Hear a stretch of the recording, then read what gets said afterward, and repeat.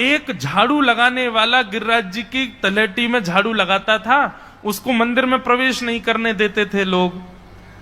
तो वो बेचारा बाहर खड़ा खड़ा ही दर्शनार्थियों से पूछता था कि ठाकुर जी दिख कैसे रहे हैं, मुझे ये बता दो। दर्शनार्थी आकर के बताते थे नीली ठाकुर जी ने बाघा पहना है, गले में मोतियों की माला है, मकराकृत कुंडल है, ऐसा टिपारा ठाकुर जी के सिर पर रखा है और ऐसा ठाकुर जी का श्रृंगार है।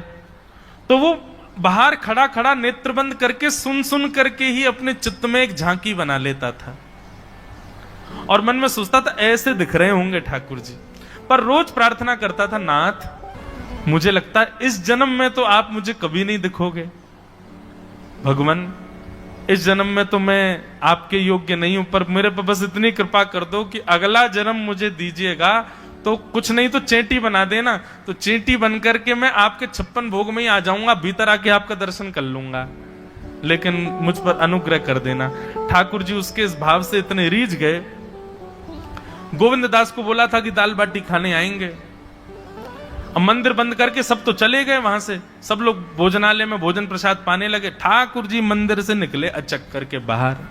जैसे ही बाहर निकल करके आए तो गिरिराज पर्वत के नीचे ही वही झाड़ू लगाने वाला वो नेत्रों से आंसू बह रहे थे, ठाकुर जी का चिंतन कर रहा था, आज ठाकुर जी ऐसे दिख रहे हैं। उसने जैसे ही नेत्र उठा करके ऊपर देखा तो नीला बाघा पहना है, मोतियों की माला पहनी है, मकराकृत कुंडल पहना है, चांदी का मुकुट चमक रहा है मस्तिष्क पर, ठाकुर जी के केश घुंघराले लहरा रहे हैं और ठाकुर जी अपना एक पाम हाथ में पकड़ करके और एक पैर पर लंगड़ी जैसे खेलते हैं ऐसे ठाकुर जी कूद रहे हैं यहां से वहां। नीचे से झाड़ू लगाने वाले लिखे, अरे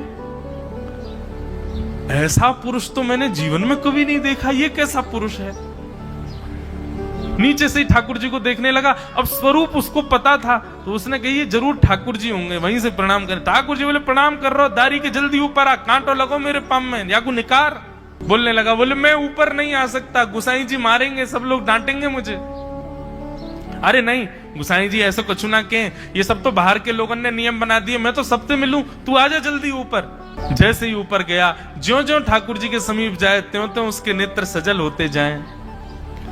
ठाकुर जी के बिल्कुल समीप पहुंच गया। भगवान बोले, देख काई को रहो भैया, जल्दी कर, मेरे पाम में कांटो लगो या को निकार। जिन चरण कमलों के स्पर्श के लिए सदा लक्ष्मी लालायित रहती है, ठाकुर जी ने उसकी गोद में अनायास अपने चरण रख दिए। बोले जल्दी कांटो निकार, कांटो लग गो मेरे पाम में। अब वो ठाकुर जी के सुंदर तलवों को अपने हाथ से ऐसे देख रहा है, ढूंढ रहा है कहां कांटा लगा है, कहीं उसको कांटा मिल गया। अब इतने कोमल चरण ठाकुर जी के, उसके नेत्रों से आंसू भी गिरते जा रहे हैं। उसने पूछा कैसे निकलेगा? बोले अरे मेरो पाम पकड़ के अपने मुंह के पास ले जा और दांतन से निकाल, तब निकलेगा ये। आहा कितनी कृपा की ठाकुर, कृपा की ना होती। उसने कांटा निकाला मुख से।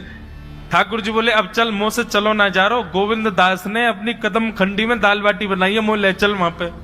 बोला कैसे लेके चलूं? बोले तेरे कंधान पे बैठ जाऊंगा मैं। और ठाकुर जी ने अपने दोनों पांव ऐसे लटका लिए उसके यहाँ पे और सिर पकड़ करके उसके ऊपर ही बैठ गए। बोले चल ले चल मुंह को। वो तो महाराज बेहोशी सी हो रही है, उसको विश्वास ही नहीं हो रहा ठाकुर जी मेरे संग इतनी बड़ी लीला कर रहे हैं। गोविंद दास की कदम खंडी में पहुंचने से पहले उस बालक ने ठाकुर जी के, ठाकुर जी गोविंद दास जी मुझे बहुत मारेंगे, अगर उनको पता चल गई मैंने आपको छू लिया है तो मुझे बहुत डांटेंगे। आप एक काम करो, अब यहाँ से आप पैदल चले जाओ, मैं यहीं खड़ा हूं। ठाकुर जी बोले यहीं खड़ो रहियो, तेरे काजी दाल बाटी लेके आऊंगा मैं।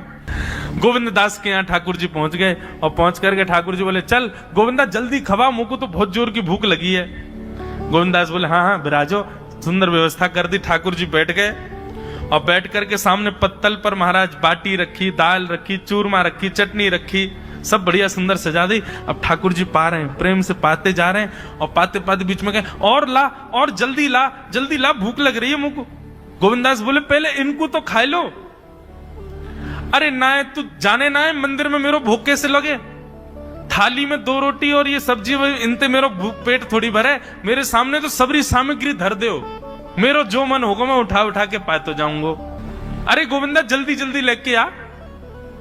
अब गोविंद दास जी पीछे मुड़ करके बढ़िया सुंदर बाटी सेकें। इतने में ठाकुर जी क्या करें, एक बाटी तो खा जाएं और दूसरी बाटी उठा के अपनी जेब में धरते जाएं। वो संग आयो वाके काजी लेके जानी है। अब तो महाराज ठाकुर जी खाते जाएं भरते जाएं, खाते जाएं भरते जाएं। गोविंद दास बोलो, ठाकुर जी ये तो मैं मानूं कि आपकी खुराक बहुत है, पर इतनी ज्यादा है ये मुंह को विश्वास नहीं है रो है। क्यों हैं 56 बाटी खा गए हो अब तक आप? अरे कोई तुकना है, पेट है कि समुद्र है, कुआ है, कहा है आपको? ठाकुर जी बोले अच्छा दारी के ऐसे बोले, चलो जाऊंगा मैं। अरे नहीं नहीं जय जय आप तो पाओ। ठाकुर जी तो जेब में भरते जा रहे थे। अब ठाकुर जी का पेट भर गया। ठाकुर जी बोले चल भैया गोविंदा अब पेट भर गयो, नेक देर हम एक पेड़ के नीचे बैठ के नेक सुस्ताए लें, फिर बाकी बाद मंदिर में जाएंगे, 4 बजे मंदिर खुल जाएगा दर्शन देने। जैसे ही ठाकुर जी खड़े भये महाराज, सोई उनकी पीतांबरी फैल गई। पीतांबरी फैली, गोविंदास बोले जय जय ये बाटी खाए के आप इतनी जल्दी मोटे कैसे है गए? ये पेट आपको है तो सही, लेकिन ये इतना चौड़ो कैसे है गो? और पेट कोई खावे तो वो आगे की तरफ निकल रही है, ये कोने में कैसे निकल रहा है? ये दोनों तरफ पेट बाहर कैसे आ रहा है आपको? ठाकुर जी ने ना कछु ना कछु, नहीं नहीं नहीं दिखाओ। अब तो महाराज गोविंदास ने पकड़ के जैसे ही पकड़े तो अंदर से बाटी निकल आई। जे बाटी कौन के काजे भर के ले जा रहे हो?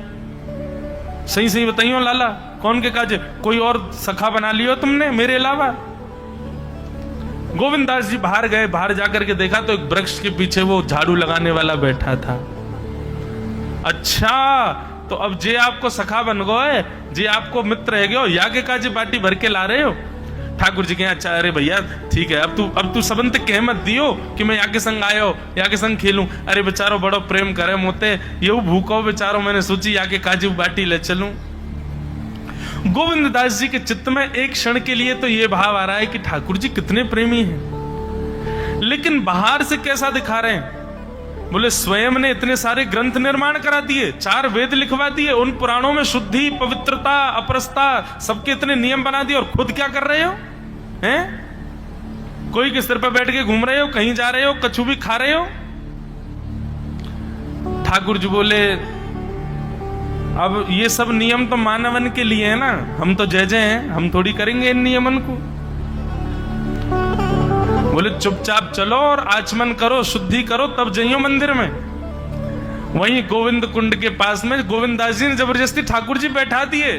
बोले हाथ में जल लो। ठाकुर जी जल लेकर के बैठे, बोले अब करो अपवित्र पवित्रो वा सर्वावस्थांगतो पिवा। ठाकुर जी आचमन कर रहे हैं, अपनी पवित्र कर रहे हैं ऊपर से लेकर नीचे तक। इतने में ही गोविंद दास बोलते बोलते बोलते बोलते पीछे के गए और ठाकुर जी की पीठ पे जाकर के एक धक्का दियो महाराज, पूरे ठाकुर जी डुबा दिए कुंड में। ठाकुर जी पूरे ऊपर से नीचे तक भीज गए। ठाकुर जी दारी के तेरी शिकायत करूंगो, गुसाई जी तक कहूंगो तू ऐसे करे मेरे संग। गोविंदास बोले मैं बता दूंगा तुम कौन कौन के कंधान पे चढ़ के घूमो। आप मंदिर के लिए इतना नियम बना रखो है, नहा के आओ, धो के आओ, हाथ पांव खासा करके आओ, और कुछ अपवित्र वस्तु मत छीलेना, अपरस में रहना, गीला वस्त्र तन पे होना चाहिए। आपकी सेवा के लिए इतने नियम, और खुद क्या कर रहे हो?